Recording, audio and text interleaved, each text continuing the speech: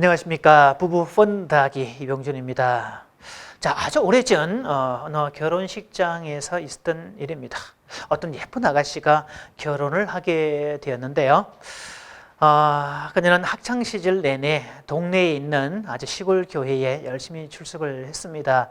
대학 진학과 함께 도회지로 나갔고 또 졸업하고 직장 생활을 하다가 결혼하게 되었는데, 학창시절에 정말 아버지와 같았던 그 시골 교회 목사님께 청첩장을 보냈습니다. 근데 안타깝게도 결혼 날짜가 주일이 되어서 목사님은 참석할 수가 없었고, 그래서 할 수 없이 목사님은 우체국에 가서 축전으로 축하의 마음을 대신했는데요.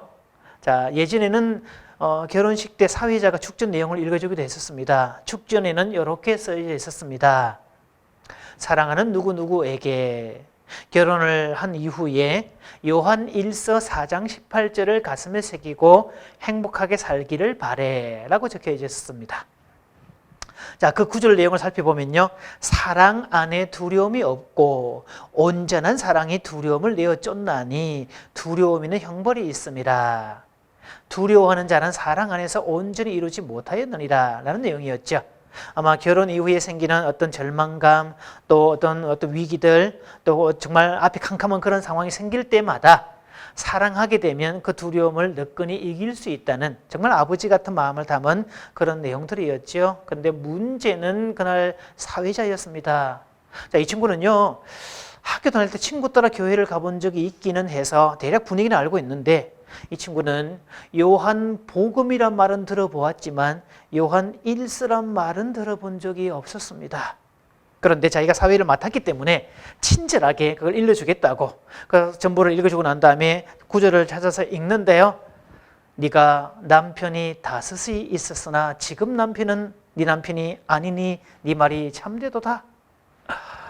어떻게 되겠습니까? 정말 상상 놀랄만한 일들이 되겠지요. 자, 제대로 알지 못하면 어느 가정을 파탄에 이룰 수도 있다는 것을 보게 됩니다. 자, 최근에 경기도 관내의 건강가정지원센터에서는 갱년기 프로그램을 시행을 합니다. 갱년기 부부 프로그램이죠. 그래서 센터에서 강의하고 부부 캠프도 가게 되는 건데, 요즘에는 3세대 소통 프로그램으로 전환해서 실시를 하고 있습니다. 저는 이제 그 각 지역의 부부 캠프 강사로 많이 활동을 하게 되는데요. 자, 지난 여름에 저는 YC에서 하는 그 부부 캠프 주강사로 참여를 했습니다. 그래서 그분들이 이제 다들 갱년기 넘은 분들이 많기 때문에 추억의 7080 노래를 부르고 또 기타 반주에 막 이렇게 맞춰서 노래하고 그러다 보면 소년 소녀로 돌아가서 추억에 젖어들기도 하지요.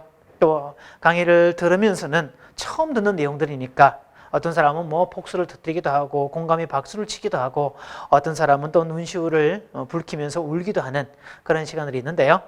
자, 다른 센터에서는 하지 않는 이 센터만의 아주 특별한 프로그램이 있었는데, 저녁 9시 정도 프로그램을 일찍 마치고, 그날은 정식 프로그램은 아닌데 그냥 담소 나누자 해서 만든 프로그램이 추억의 DJ라는 것이었습니다. 그래서 미리 출발할 때 용지를 나눠주고, 옛날에 그 리퀘스트 용지라고 그랬지요. 음악 신청을 하고 거기에 사연을 적으라고, 그러면서 가지고 있는 자료를 통해서 이제 노래를 들려주는 그런 시간들이었는데요.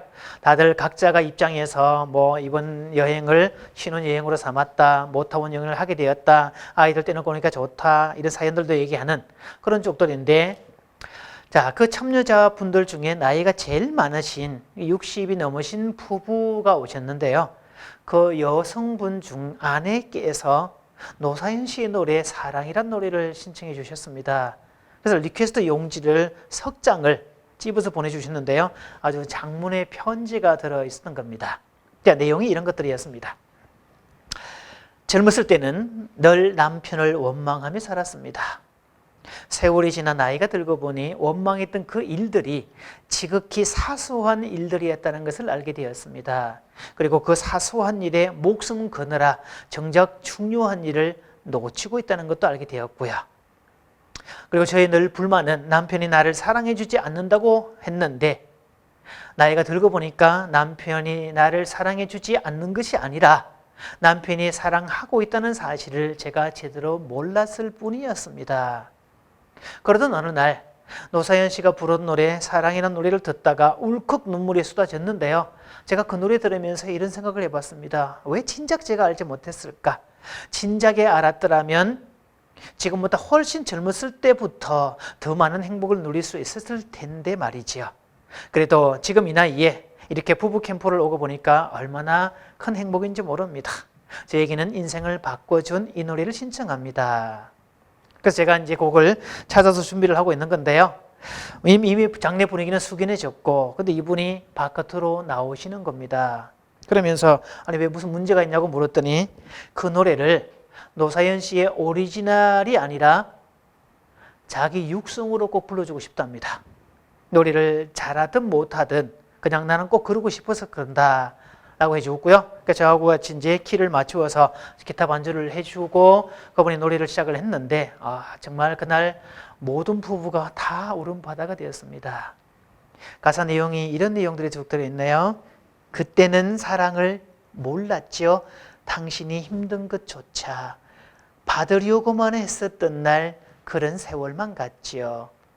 어두운 밤이 지나가고 새벽이 오는 것처럼 오직 나 위한 그 마음을 이제야 느낄 수 있지요. 고마워요. 오랜 그 시간 당신의 끝없는 사랑 이제 다시 꿈을 꾸어요. 모든 걸 드릴게요. 하루하루 당신을 볼 때마다 난 다시 태어났지요. 1000번, 10,000번 하고 싶은 말 사랑해요. 감사합니다.